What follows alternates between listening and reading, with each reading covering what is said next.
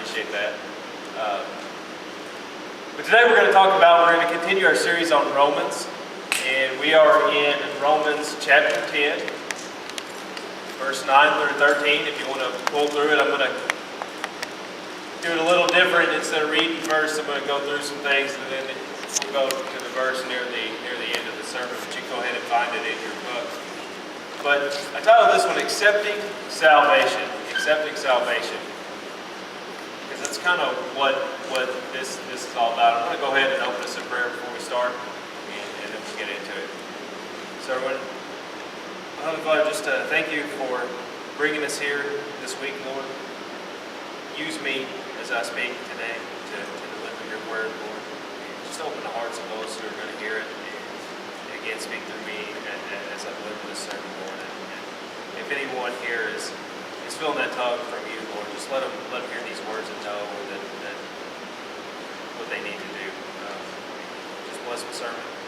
Bless us. In your name we pray. Amen. All right. So talk about accepting salvation. And first I want to talk about the contrast of that, and that's earning a reward or earning something. I probably could have just put earning up there, but it didn't sound right by itself. And what is earning? Well, I looked up the Webster Dictionary. Everyone knows I love the dictionary.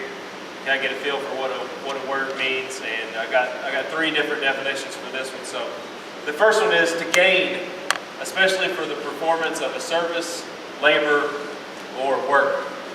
So when you agree to do something for someone and they agree to give you something back, you have earned. Once you have completed the work that you agreed to do, you've earned whatever they promised you in return. A lot of times that's one of our favorite things, money, right? You get money for doing your job, things of that nature. So to gain for the performance of a service or labor. Another one is to acquire or deserve as a result of effort or action. So sometimes when you do something, you make a big effort or you take an action, and then you deserve to get something because of that action you took. It's kind of close, a little bit different. And the third way is to yield as a return or profit. And we see that a lot of times in maybe it's interest, maybe it's an investment, something like that. You earn more money because you put money aside into something else. And I've got several things that we do earn in our day-to-day life that you may see. The first one is, I was thinking of Saul, an allowance. If you have children, you probably have some kind of an allowance for them. Who here gets an allowance from their parents? Brian? Alan, you haven't cut him off the payroll yet? No, it's from my wife. For your wife. Yeah, okay. Yeah. Anybody else that saw several hands? So, yeah. Saul, he has an allowance, and he earns it. Every week he has 3 chores, and if he takes care of all of those chores, we give him $5 at the end of the week. And his chores are he has to feed the dog every day, feed her, fill up her food bowl, fill up her water. And this is my favorite one, and he loves doing it too. So, you're all going to wish you had a child like Saul. Here in just a second. He cleans the toilets at our house, and he loves it. He gets his little Condit out, and he sprays the inside of there, and he pulls that brush out. Yeah, one toilet. Oh, you clean ours? Well, Wendy cleans the other one, so I'll have to raise her allowance too. But, he cleans that toilet up, which is good because it doesn't have very good aim in there, so the seat's usually not real clean. He gets his little Clorox wipe and he shines it up real good, and that's one of his chores. And his other chore is on Sunday night he has to have his room clean and straightened up, and we check it out. If it's not done on Sunday night, he has to do it on Monday, but he doesn't get any allowance for it. So usually he doesn't do that part of it. That's the hardest thing to get him to do. So you would think it'd be cleaning toilets, but he loves doing that. Another thing we earn is a diploma or degree. How many high school students do we have in the room? Nolan's getting ready to earn his. How many college students do we have in the room? Nobody's in school right now. Okay. But you earn a diploma. When you go to high school, you finish your 13 years, your kindergarten through 12th grade, and they give you a piece of paper that says you have a high school diploma. And a lot of places, when you go to say, hey, will you pay me to do work for you? They say, do you have your high school diploma? And they want to see that piece of paper. I know one of our young men he dropped out of high school and he was having a hard time finding jobs. And he said a lot of older guys just lie about it, but he didn't really feel like lying about it and was kind of worried if somebody was going to check on him or not. And he's working on getting his GED, which is a substitute, of course, for that diploma. And then there's a college degree. Of course, is something you also earn. If you love school so much, you decide to sign up for 4 more years at a great cost. Nowadays, it costs a fortune. It's kind of more of a risk-reward type thing now.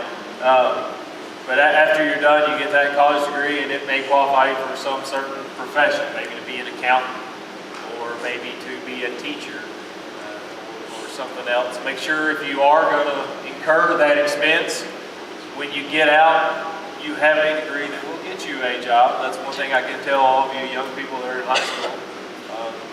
Don't go study sociology or psychology or, some weird branch of history where you're probably not going to have a job when you get out because it costs a fortune. And you want to make sure it's going to be worth the time and money you put into it. So you can get one of these, a paycheck. How many people get a paycheck? That's right. Yeah, we work and we go to work all week. Some of us go to work early in the morning. Some of us go to work late at night. Some of us have banker's hours. Some of us work on the weekend. We probably do all kinds of different things to earn this paycheck. I know we've got some beginners in here. I think about Tanya and Miranda, and they're working in fast food and getting that start, learning how to work, how to accept feedback and instruction from employers. You get some young people in jobs like, they're going to tell me what to do. And I'm like, yeah, they are going to tell you what to do. And you're probably going to be told what to do for the rest of your life now that you have a job. That's one of the strings that are attached to that paycheck you get every week. And some of our more experienced workers like Alan, I know he's a manager. And he still has somebody tell him what to do, but he has other people's careers and their livelihood in his hands. He's responsible for other people where he works. And so you go to work every day and you earn a paycheck every week or every 2 weeks or every month, however it is. Sometimes you earn praise. Sometimes we do something just to kind of get some attention from somebody or something. I know maybe you do a public works project just so your teacher, your boss, or somebody will say, hey, you did a really good job, or you put in a little extra effort somewhere to get praise from your boss. I know at Allstate where I work, they call it an OSF, an Organizational Success Factor. And those are, when you have a performance review every year, it's like half of your performance review. But those are things like, okay, did you just do your job, or did you do your job and do these other things? And getting praise for those things is part of the way you hope your managers notice that you did these other things, because it's not really reported anywhere or anything. So you do things for that praise. And another thing we earn is interest. And does anybody earn interest on anything in here? You got a savings account. You're doing really well right now. You're probably already earning like 0.25% interest. So for every $100 you have in the bank, you get a quarter at the end of every year. So they're really rewarding you for that savings that you've got. But interest is, we know you can earn interest. It's a two-way street though. My dad says, he's a banker of course, and he tells me all the time, interest goes both ways. If you've got money in the bank, you're in the black, and you're earning interest on the money you have or what have you that you have saved.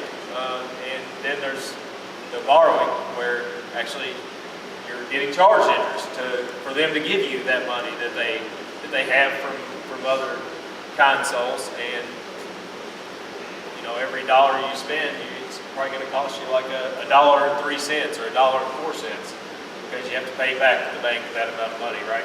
And that's how they earn interest, to give those people with savings their quarter on their $100. So interest can be earned. There's some other things in our lives that we cannot earn, and these things are things that have to be given. Someone else has to give you these things. It's not an exchange. You do this and I'll give you that. It's more they have to choose to give you these things. And one of them is respect.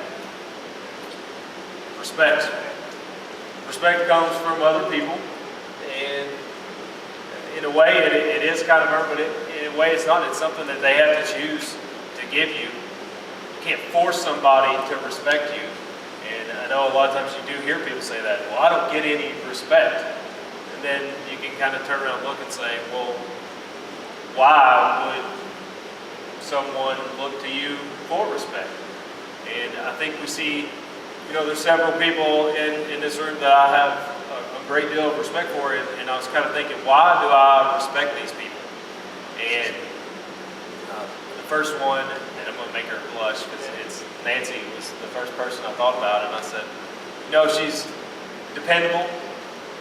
She's always here, always doing her thing. Never asks for any kind of recognition or anything. If you do recognize her, and I recommend that you do, it thrills her to death, and she loves it, and she just appreciates it. She looks at it. She kind of looks at you like, why are you giving me recognition? But she always does what she's supposed to do.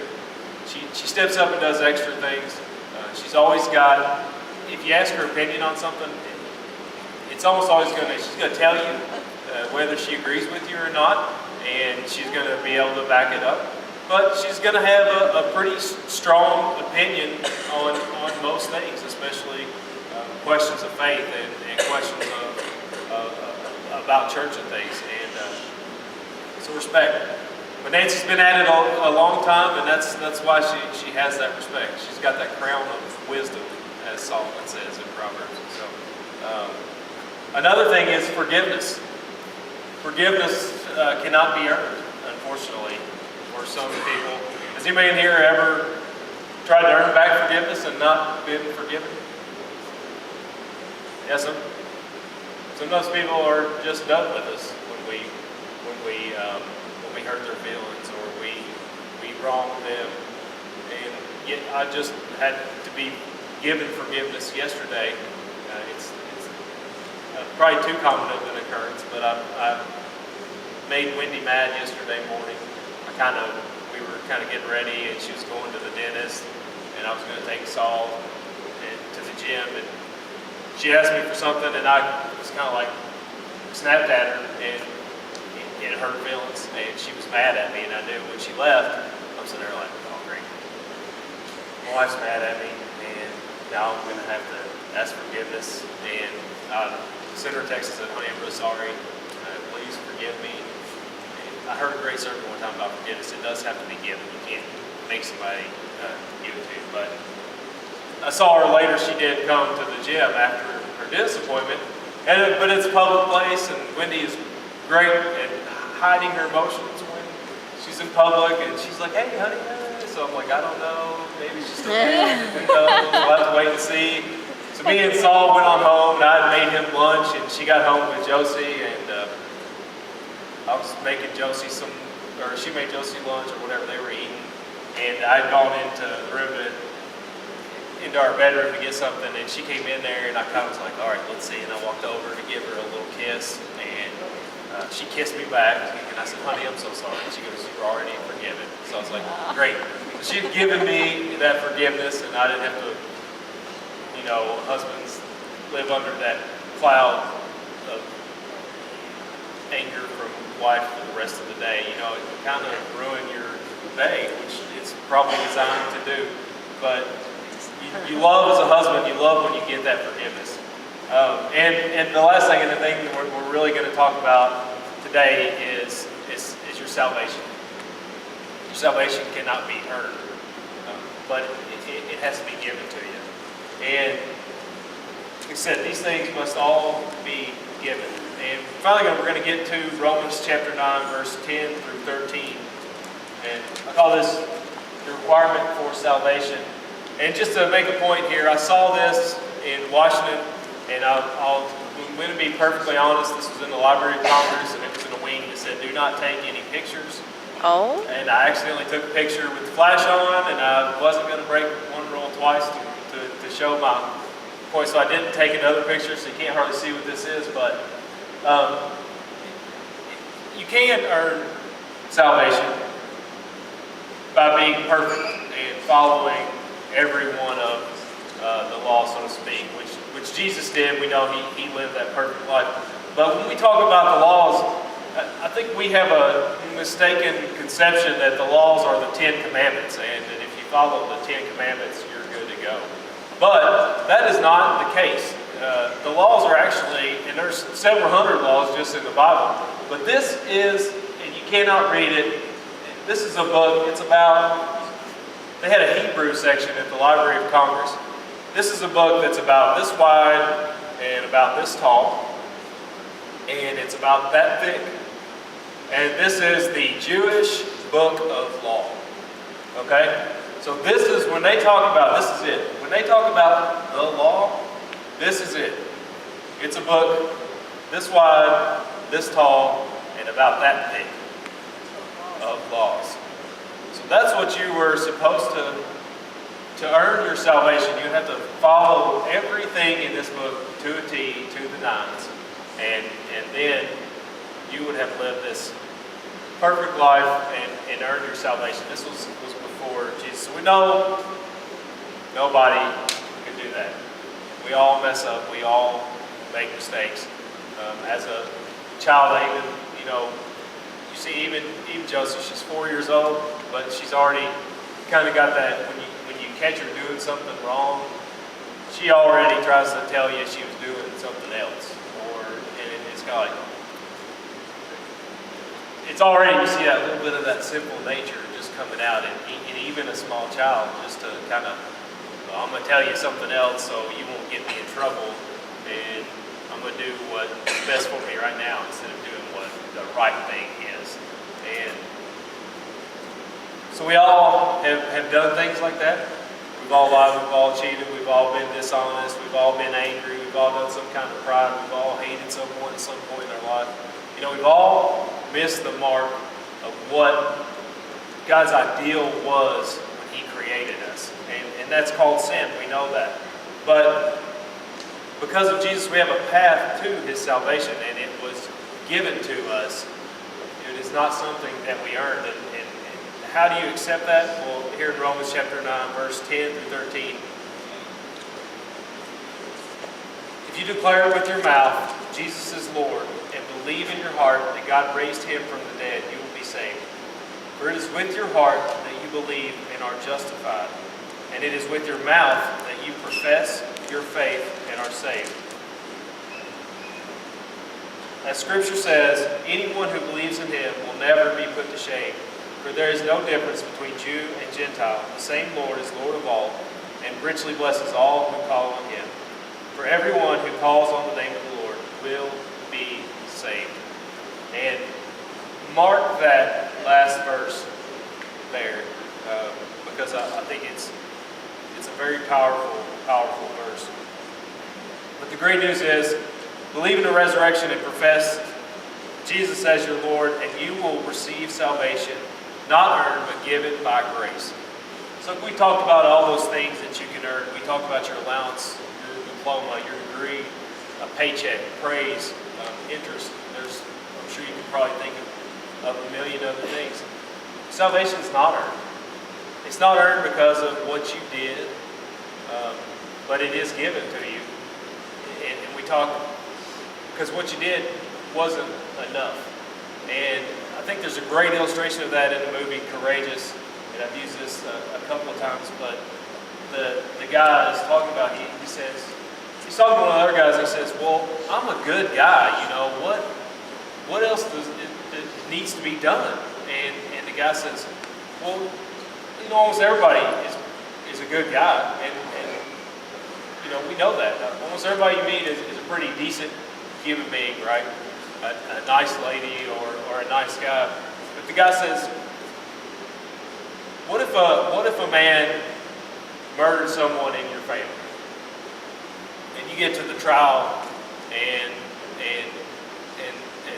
this guy has all these character witnesses. They come up and it says, his wife comes up. She says he was a great husband. Went to work, supported us, was a great father, took care of our children, helped me around the house. His friends come and say he was a great man. He was a good friend. He was always there to help out. He was always there to for a shoulder to cry on or someone to talk to. He was always there for you in a tight spot.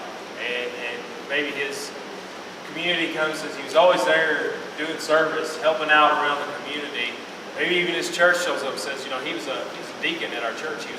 He was a good man. And the judge said, you know what?